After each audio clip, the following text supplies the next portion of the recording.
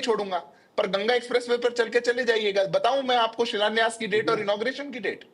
Bundelkhand expressway की बताऊं शिलान्यास की डेट और इनॉग्रेशन की डेट? पूर्वांचल एक्सप्रेसवे की बताऊं आपको? क्या आप कौन सी तारीखें जानना चाहते हैं? डाइवर्ट मत करिए, रीति नीति चलाएं आप। रीति, मैं आपके बीच में नहीं बोला था चंचल जी। चंचल जी, मैं आपके बीच में एक शब्द नहीं बोला था। समस्या आज ये है, और बहस आपकी पूर्णिमा जी इस विषय पर है, क्या देश के अंदर जिम्मेदार पॉलिटिकल पार्टियां तुष्टीकरण की सीमाओं को पार करते हुए एक वर्ग विशेष को खुश करने के लिए इन हदों को तोड़ सकती हैं या नहीं तोड़ सकती? ये सब तोड़ने लगे हुए हैं, क्योंकि इनने फॉर्मूला बना लिया है। ये एमवाई फॉर्मूला बना करके चलने वाले चंचल जी की पार्टी क्यों बनाते थे वो? अरे हम लोग सबका साथ सबका विकास कहें तो हम खराब हो गए। आप लोग कहें कि हम एमवाई लेकर के चल रहे हैं, आप सेक्युलर हैं। वाह साहब, डिक्शनरी भी आपकी, डेफिनेशन भी आपकी, खुद ही बना दी अपनी सारी डेफिनेशन। जो देश में कहें कि हम सबको साथ लेके चल रहे हैं, सबका विश्वास है, उसको तो आप कम्युनल घोषित करेंगे। और आप जो डिक्लेयर्ड इस देश के अंदर अनाउंस करके कि हम ये अरिथमेटिक सोशल इंजीनियरिंग करके आगे बढ़ेंगे, उन पर कुछ नहीं होगा। तो पूर्णिमा जी, ये इनकी सच्चाई है, जिससे मुझे लगता है देश वाकई। ठीक है, ठीक है। सौरभ जी, अभी सिद्धार्थ जी कह रहे हैं कि ये लोग मुस्लिम अपीसमेंट करते हैं। 10 सेकंड। अच्छा, बोलिए चंचल जी, बोल लीजिए।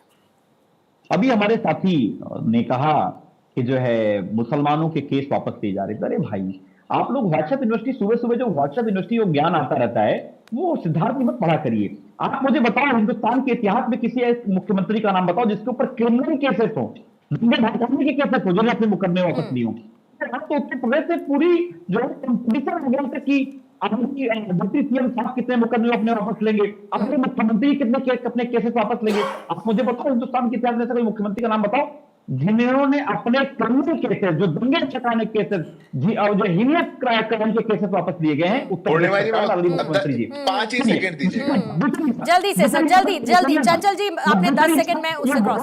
ठीक है चंचल, थोड़ा ठीक है। मुझे भी नहीं तो सिद्धार्थ जी की लैंग्वेज में बोलना पड़ेगा सर। ठीक ठीक लगा लीजिए, टाइम निकल जाता है बहुत ज्यादा। सिद्धार्थ जी जल्दी से प्लीज, 5 सेकंड में क्विकली। हाँ, पूर्णिमा जी, मैं चंचल जी की अज्ञानता का उल्लेख आपके शो पर नहीं कर सकता। आपके दर्शक जाकर देख सकते हैं किस सरकार का निर्णय था, नहीं था। नहीं मिले तो मेरे सोशल मीडिया पर जाकर के देख लीजिए। चंचल जी, आपका स्वागत है, मैंने डाली हुई है पूरा केस, गूगल पे मिल जाएगा, गूगल कर लीजिएगा। आपकी अज्ञानता का उल्लेख मैं शो पर क्या करूं, मेरे को अच्छा नहीं लगेगा। ठीक है, ठीक है चंचल जी, ठीक है, जरा रोकूंगी। सौरभ जी, अभी सिद्धार्थ जी ने कहा कि ये लोग मुस्लिम अपीसमेंट करते हैं, माइनॉरिटी अपीसमेंट करते हैं, या मुसलमान अपीसमेंट करते हैं। ठीक है, ये भी तो कहते हैं एक रहोगे तो सेफ रहोगे। तो अगर ये कहते हैं एक रहोगे सेफ रहोगे, हिंदू कंसोलिडेशन वोट बैंक होता है, उसका तो कोई दिक्कत नहीं है। वो अगर कहते हैं कि नहीं, अल्पसंख्यक ना कह के मुसलमान कहकर बात करो और उनका मुस्लिम वोट बैंक मजबूत होता है, तो फिर उससे समस्या आ जाती है।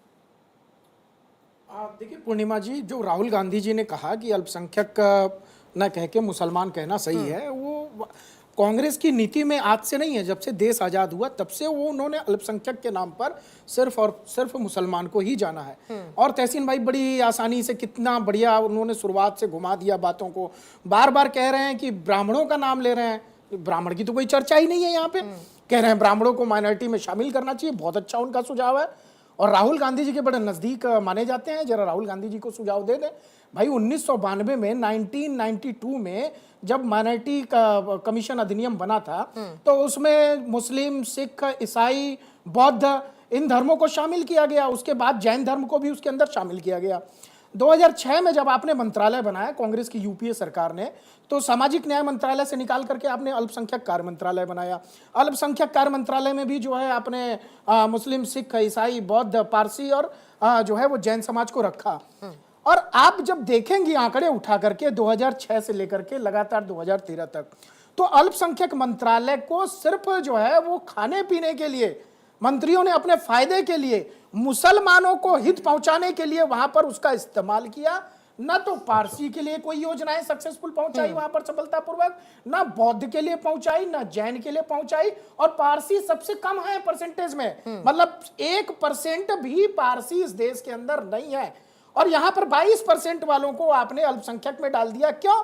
क्योंकि आपका मकसद जो था, आपका जो नजरिया था, वो मुसलमान को ही अल्पसंख्यक देखने का था और मुसलमानों की आपको राजनीति करनी थी, तुष्टीकरण की राजनीति करनी थी। एक बात।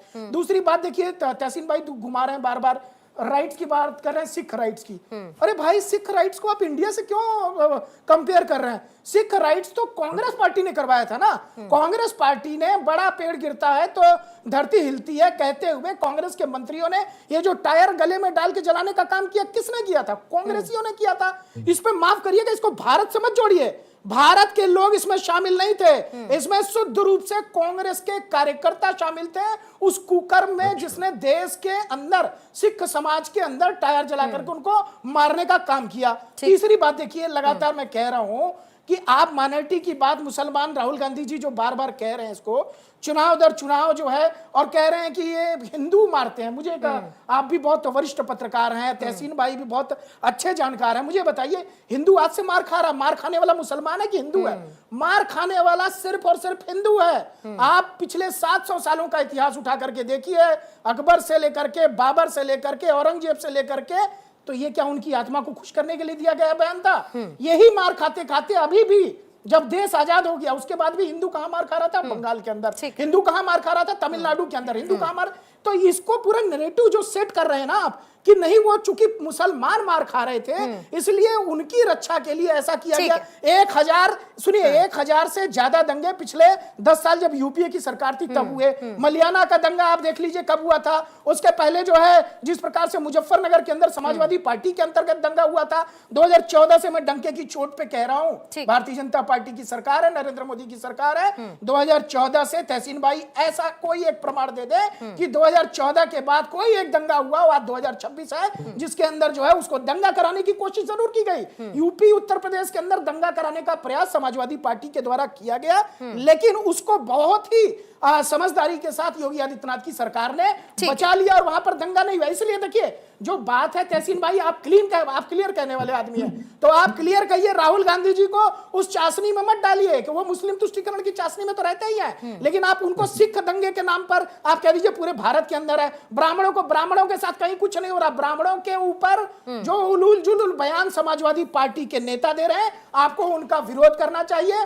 उनका जो है उनकी निंदा करनी चाहिए। ऐसे ही कुछ पार्टी में आपके लोग होंगे। यहां पर कोई दंगा किसी समाज, ब्राह्मण समाज के साथ नहीं हुआ, लेकिन अल्पसंख्यक के नाम पर सिर्फ मुसलमानों को, इस देश के पहले पूर्व प्रधानमंत्री भी कह चुके हैं, पहला हक संसाधन जो है उन्हीं का है। नहीं, और बात यह है कि जब भी माइनॉरिटीज की बात होती है, उस माइनॉरिटीज में मुसलमानों के अलावा बाकी लोग क्यों नहीं शामिल होते? बाकी लोग भी तो माइनॉरिटीज में हैं। सिर्फ एक लाइन कहकर आप निकल जाएंगे लेकिन उनके लिए होगा कुछ नहीं, ऐसा तो नहीं हो सकता। फिर ये सिलेक्टिव नजर आता है। 22% वाला माइनॉरिटी में है, 1% वाला जो है उसको कोई लाभ नहीं मिल रहा, 22% वाले को पूरा लाभ दिया जा रहा है। ठीक है,